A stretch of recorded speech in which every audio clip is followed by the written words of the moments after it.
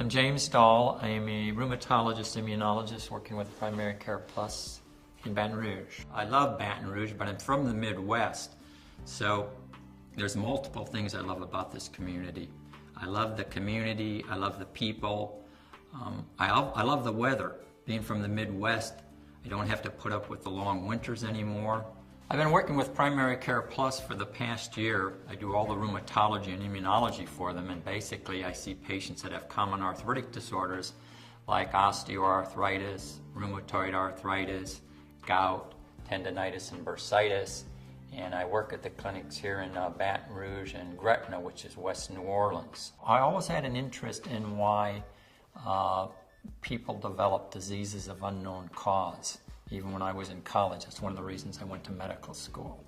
When I was in high school, I had an interest in science, and by the time I was in college, I developed a specific interest in physiology and anatomy. And I had a concern, an inquisition of why some people got sick when they were young, others got sick when they were old, and why did some people get rheumatoid arthritis? So I wanted to pursue that interest, and that's one of the main reasons actually I went to medical school. I think there's a number of factors. I think they like this small neighborhood clinic concept. I think they get focused care from a multidisciplinary group of professionals. The physician just isn't involved in their treatment, but we involve the nurse, the medical assistant, social worker, pharmacologist, dietitian, and they get more patient time with the physician because we schedule less patients. They're encouraged to attend seminars. There's even a team set up to make telephone calls to the patient.